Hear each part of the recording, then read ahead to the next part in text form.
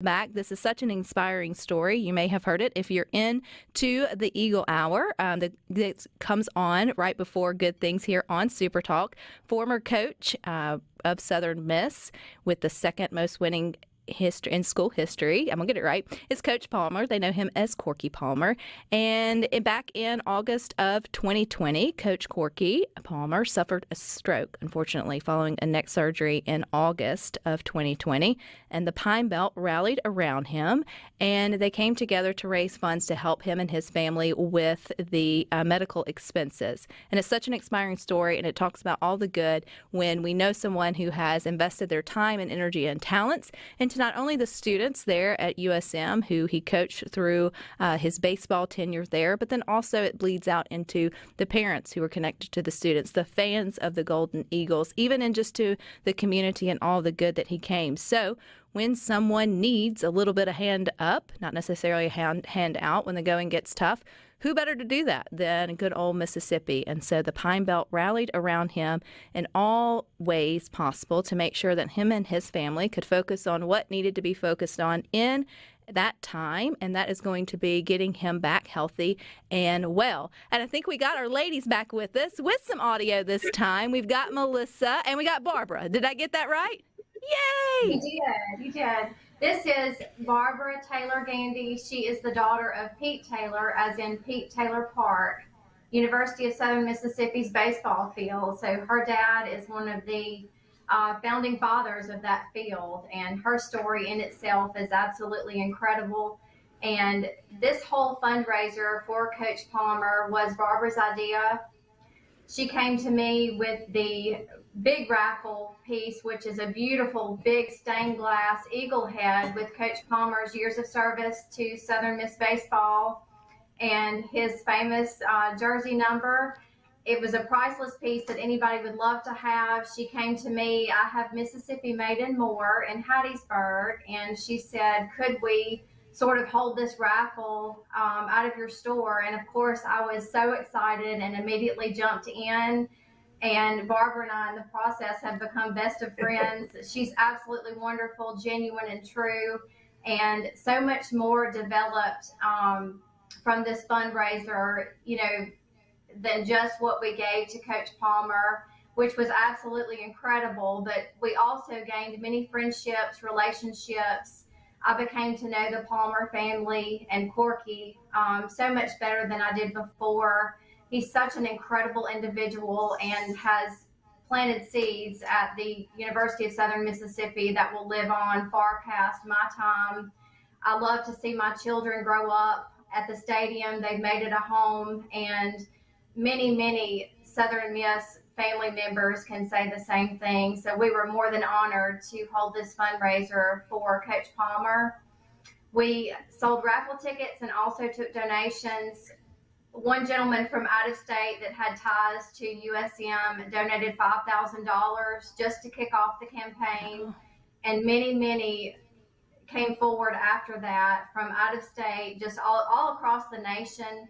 And we're just overwhelmed with the response, and it has been an incredible journey.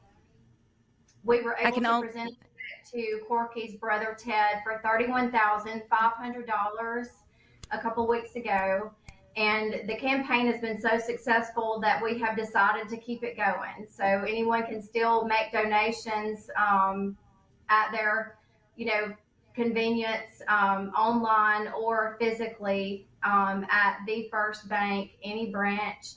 I was on the SuperTalk show the Tuesday after the raffle concluded and just talked a little bit about the raffle and the turnout. And immediately we gathered several hundred more dollars that week in donations. And from that, we decided to keep it going. Barbara, what I love about these type of stories that always end up on Good Things is one person had an idea. I know you didn't think that it was going to turn into this grand, continuing on kind of raffle or raising funds for the Palmer family. You just wanted to do something small, and it sort of snowballed. Are you caught off guard in the best kind of ways of where this has kind of ended up? Absolutely. And it feels so good because Melissa is a dynamo when you get around her, and just taking that idea And I'm looking forward to making a piece. I've already got an idea for a piece for next time. I'm already starting to think what I'm going to do, and I think I've narrowed it down. Well, let's remind those who are listening to Good Things that maybe Corky Palmer sounds familiar. They've listened to the Eagle Hour, or they're just familiar with, baseball in general. What happened to him back in August of 2020? Because he went in for, I guess, a procedure, and then it didn't go as planned. So give us a little background of to what led the Palmer family into this difficult time. He went into a surgery, and from that he suffered a severe stroke, which left him, all but handicapped. And instead of going home out of the hospital, he was placed in a nursing care facility in Collins, Mississippi, where he can see visitors, and he's in extensive physical therapy and rehab every day. So he's back there trying his best, to get out of there and get home. And we just want to support his family in any way that we can. Anyone that has had a loved one that suffered something similar knows that even with the best of insurance, there's still great medical expenses out of pocket for the family, including the facility that he's in. So what we did was just kind of a drop in the bucket. As you know, that money goes so fast when you need so much care. What we also saw was a spiral domino effect, and several people that visited our raffle tables and came into my store called us and said, I have a men's group, or I have a group of ladies that goes out to lunch once a month. We want to do something too. So we hope from this that it will encourage other people to do the same thing, because again, every little bit helps. I think Corky's classmates want to do something. They're doing a reunion coming up, so they're doing that. I've heard that Brian Dozier is doing something in May. So it's kind of a ripple effect of people that just want to help out. And what was amazing, and Melissa could probably tell you this, is how many people came by our table and would give us the money, and we'd go to fill out a raffle ticket, and they go, no, we just want to do it for Corky. So he's a very loved individual here, and has been here for years. He played ball for my dad, and we have some funny Corky stories from my dad. And Corky and one of his brothers played baseball for Southern. So he's been around for a long time. He's done so much for this community, and how can you not love him and want to just help out? I was asking Luke Johnson, which hosts the Eagle Hour, preparing for you guys to be here on Good Things, and he simply said that Corky Palmer is Southern Miss through and through. There's just no other way to sort of say that. And as a Golden Eagle myself, I definitely know when we rally around something, we rally all the way to the top, right? And Absolutely. it's so inspiring to see that it started as just something small, but then the entire, Golden Eagle as well as Pine Belt community said, no, we're gonna help and take care of one of our own.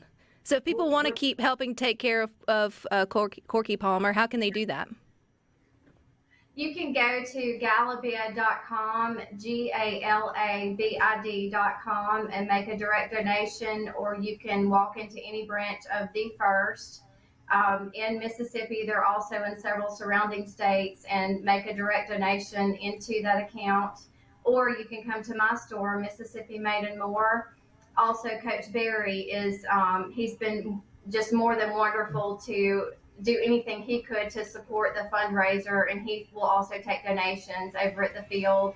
Any past Southern Miss baseball player, anybody that's affiliated directly, can take donations as well. Well, I love this. I love that it all came together. I feel like you may have a little bit more to say, so we will continue with the story coming up next. Hope you're still with us over at SuperTalkTV.com. You'll see I'm still not alone. I got my lovely ladies, Melissa and Barbara, with us, who are sharing the inspiring story of how the Pine Belt came together for Corky Palmer, but affectionately Corky Palmer. His name's Carlton Palmer.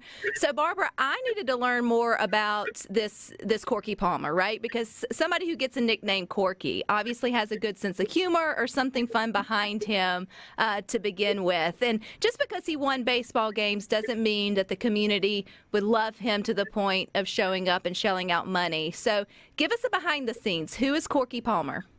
Well, he obviously had that name way before he got to USM. So he was Corky. That's all we've ever known him by was Corky. And Corky was a catcher for my dad. And if you know Corky, he's not real tall and your normal baseball looking player. He was built to be a catcher. And my dad would laugh. He was very slow. So when he'd run to first base, he would joke, we have to clock him with a calendar instead of a timer. But Corky was a great athlete when he was at USM. That was just my dad's sense of humor. And he was a great player. And he made an impact at USM. And then several years after Corky left, his brother Dale came in and played baseball for Dad, and he was a catcher also. So the Palmers have been a big part of USM since the 70s. So that goes way back. Both he and his brother were exceptional players for Dad. And then, Corky got the coaching bug, and he left and made his mark in coaching, and then he came back. He was after Phil Denson, and he came back and did an incredible job with the program. He was just an incredible coach, great motivator, great coach, made an impact in a lot of people's lives, made a big impact. Barbara, you mentioned Pete Taylor Park. I live right next to Pete Taylor Park. Obviously, when Corky Palmer was coaching, I was there between 2002 and 2009. Was when I was a student at Southern Miss, and one of his baseball players actually got me a new. Well, they didn't pay for it, but required me to get a new windshield because one of the foul balls from Pete Taylor Park came and hit my. It's right next door on the left side of the stadium. Yeah. Yep, right across from the Payne Center. I could walk to school every day. And I think baseball is just one of those things, at least in Southern Miss culture, that we just all get's kind of a big deal. I mean, we rally around baseball for as long as I've been a Golden Eagle. You look forward to the spring. You look forward to, that time of year and the games and such and the excitement. And, obviously when they are doing good, it helps with the excitement. But it sounds like Corky just really had his connection with the students on and sort of off the field and within the community. Because it's been, 10 plus years since he was coach there? So this isn't like he's Go ahead. I'm sorry. Go ahead. Finish your statement. No, I was going to say it's not like, he's currently on staff. I mean, it's a good decade since he served as head coach there. So the lasting impact is pretty impressive. It has been. And Corky, kind of like my dad loved to come out, especially during opening day, even though a lot of times it was too cold for him. He would come out and see it. But Corky was a staple behind home plate during the ball games. So not only was he finished coaching at USM, but he was still such a big supporter of USM. And you could go to the ball game and you would see Corky sitting in his chair behind home plate, watching the games. And you kind of miss that. You kind of miss seeing Coach Palmer there, just taking it all in. And I know for my dad, that was a big transition from not being on the field and not coaching and not saying things, as to watching somebody else kind of take your baby and go with it. But Corky was always there. You could just see him. He loved Golden Eagle baseball, and he was there to support. So, it's easy to support somebody that you love, but also loves the institution and loves the game of baseball. And so, Melissa? Community, we take care of each other. That's what we do. And he bled and still bleeds black and gold, and so does everybody in this town. We're there for each other, and that's what our Southern Miss family does. From the fundraiser and all of the publicity that it got, we had people from across the nation communicate, send letters, send donations, and we hope that this shed a beautiful positive light on the university and encourage other universities to be like we are here. Just one big family that, we take care of each other. It's just what we do. And when I started thinking about doing this, I didn't think anybody would be interested in just, something that I do as a hobby, or what I use as therapy, is what I call it, as my therapy. So I can go downstairs. And I went to the credit union, the Century First Credit Union, and I was telling John what I was going to do. And immediately Century First says, we'll pay for your materials and supplies, so you won't have to do it out of pocket. So many people want to help. You know, it was really easy. We didn't have to ask for a lot of people for things. They just came in and said, what can we do? Jeff Ferris kind of started with wristbands, selling wristbands for Corky. Like I said, when I met Melissa and went in and talked to Melissa about it, it just kind of snowballed from there. And that was a jumping off point, that we had a connection. We had a place that we could stage it. And Melissa is an incredible go-getter and fundraiser and knows what to do. And I'll order the tickets and I'll put in this with my store. It happened. It was just lightning, you know, it just went from there. So it was easy to do. It was meaningful to do. The whole time I was doing the stained glass piece, I had Corky's address on my light. So I would always look at it and say, you know, there's a purpose behind this. And I do a lot of stained glass pieces that have a purpose behind it. I sell some just to refurbish my supplies, but I do a lot of stuff to give back to people, fundraisers, people that have made an impact in our lives. People that are going through hardships right now. I do a lot of pink ribbons for people that are being diagnosed with breast cancer or any color cancer that I hear about. You know, I want to do something to just kind of send them something to let them know, you know, we're supporting you. You know, Barbara, is there a way we can support your art? Are you on Facebook? Are you in Mississippi Made and More in Melissa's shop? Or how can we at least Made and More. And say, how can we ooh and ah over what it is that you do?